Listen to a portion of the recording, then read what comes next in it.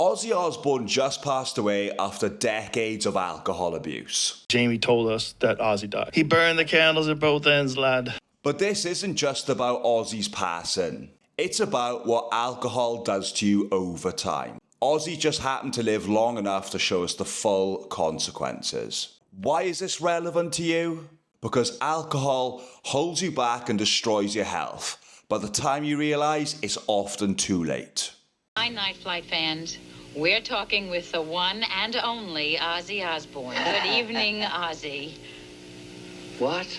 Good evening, Ozzy. Hello there. How are you? Fine. Ozzy. Just quickly, if we haven't met yet, my name is Ben. I've been sober for 5 years. And I am the founder of Hybrid Sobriety, a structured program that doesn't just help you quit alcohol. I help men regain control so they can build a life by design, not out of desperation. I've put together a free training video that walks you through exactly how to get started. I'll leave the link below in the description, check it out. Ozzy started drinking heavily as a teenager, 14 or 15 years old. It helped him feel confident, less anxious, like he could escape his reality. He once said, "When I first drank, I thought I'd found the cure to life." You might be able to relate to this. It's that warm, comforting feeling after you take that first sip. Often after you've had a stressful week at work, you're sitting at home and those uncomfortable thoughts start to creep in. Alcohol feels like it helps, but that temporary escape, it turns into a trap. It wasn't long into his career after he was famously known for biting the head off a bat in a concert in 1982. You get all these crazy people that come and throw this junk on stage, and, you know. I thought it was one of these rubber bats. I picked it up, and it was a real bat. You know? Was it alive?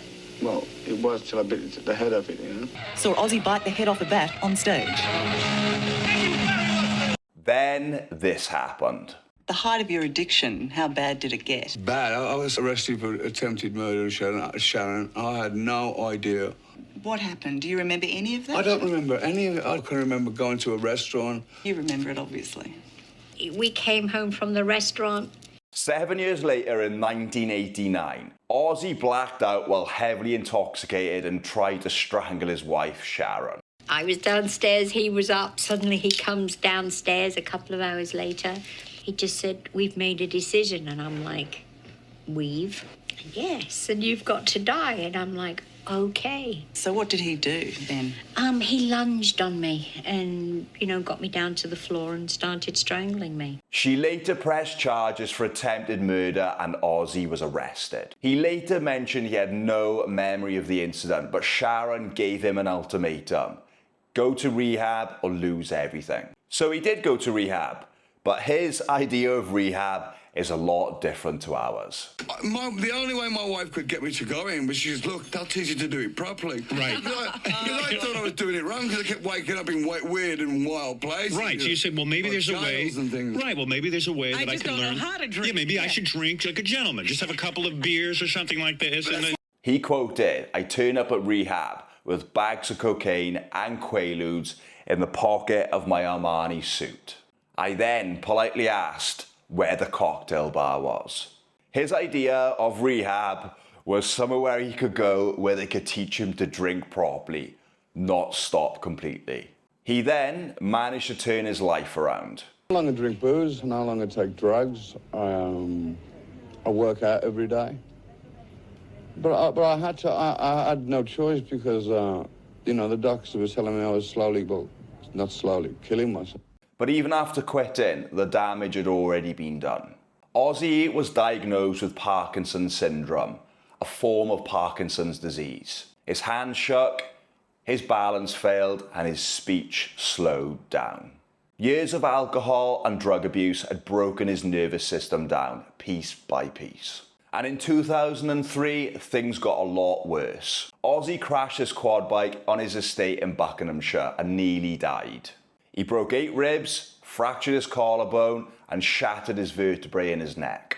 He even stopped breathing and had to be resuscitated on site by his security guard, therefore spending days on a ventilator in intensive care. Doctors said he was lucky to be alive, but the truth is, he wasn't lucky at all. A lot of people called it a freak accident, but let's be honest here.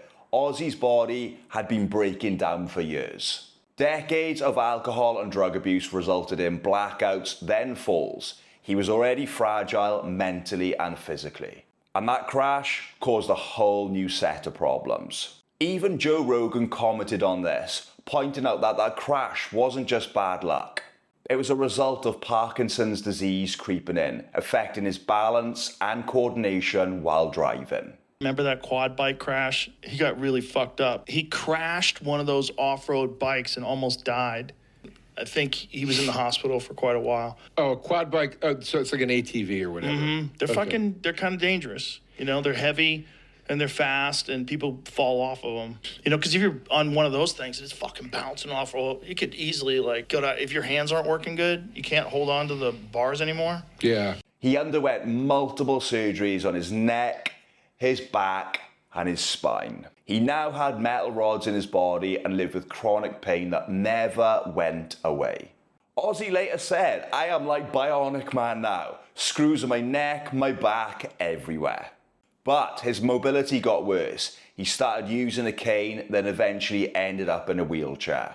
He cancelled tour after tour and eventually he could barely leave the house. So yes, Ozzy quit drinking, but quitting after decades of abuse doesn't erase the damage. It just prolongs the inevitable. I want you to think about this carefully. The man who once performed in front of millions of people was now spending most of his days in silence. In interviews, he spoke slowly. He looked like a man who had been to hell and back. And even though he got sober, he never got his health back. Sobriety can save what is left, but it can't reverse what has been lost.